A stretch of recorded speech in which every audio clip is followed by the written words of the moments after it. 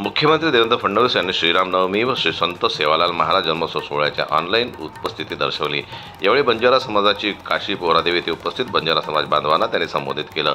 मुख्यमंत्री देवेंद्र फडणवीस यांनी श्रीरामनवमी हा केवळ सण नसून आपल्या अस्मितेचा, श्रद्धेचा व परंपरेचा दिवस असल्याचं सांगितलं।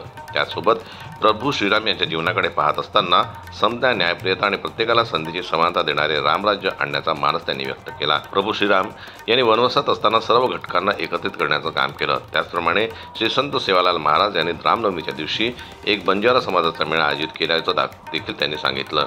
याप्रसंगी मुख्यमंत्री देवेंद्र फडणवीस यांनी बंजारा समाजाची काशी म्हणजेच पोहरादेवीचा विकास करण्यासाठी मागील काळात मुख्यमंत्री असताना 100 कोटींची तरतूद करून नंतरच्या काळात आराखड्याला चालना देण्याचं काम केल्याचं सांगितलं।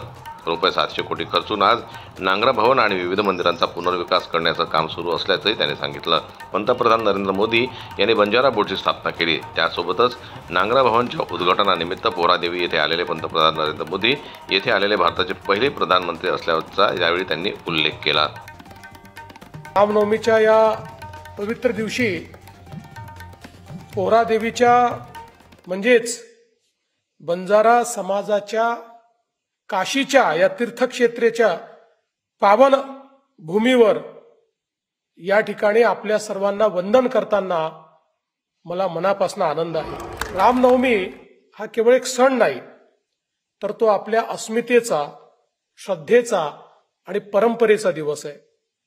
रामनवमीचा कार्यक्रम दरवर्षी या ठिकाणी होतो, कारण अशी मान्यता आहे की प्रभू श्रीराम ज्यावेळी वनवासाला चालले होते त्यावेळी ते या भागातनं गेले होते आणि आपल्याला कल्पना आहे, आपल्या बाजूलाच यवतमाळ जिल्ह्यामध्ये देशातलं एकमेव सीतामाईचं मंदिर हे देखील त्या ठिकाणी आहे।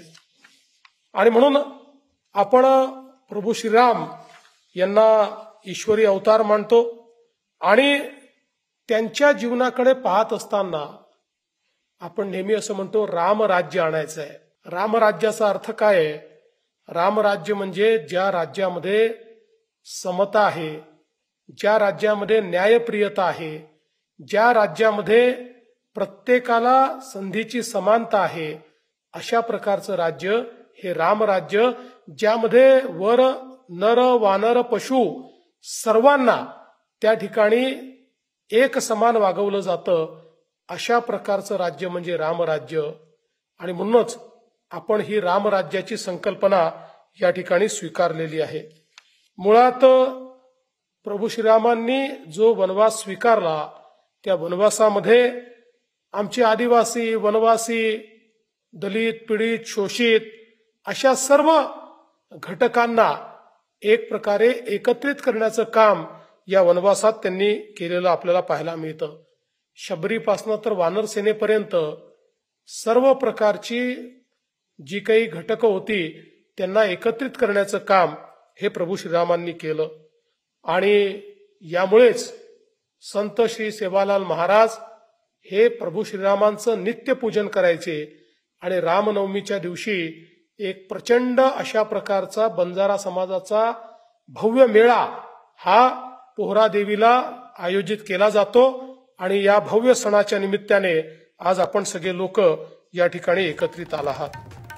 मुख्यमंत्री देवेंद्र फडणवीस यांनी जेथे धर्म आहे तेथे विजय असल्याचं सांगितलं आणि जेथे राम आहे तेथे सत्य असल्याचं लक्षात ठेवून धर्माची आणि सत्याची कास कधीच न सोडण्याचं सर्वांना आवाहन केलं। त्यासोबतच श्री संत सेवालाल महाराज यांच्या मार्गावर मार्गक्रमण करण्याचं देखील आवाहन मुख्यमंत्री देवेंद्र फडणवीस यांनी केलं। यावेळी मंत्री गिरीश महाजन, मंत्री संजय राठोड, मंत्री अशोक उईके, राज्यमंत्री इंद्रनील नाईक आणि इतर मान्यवर उपस्थित होते।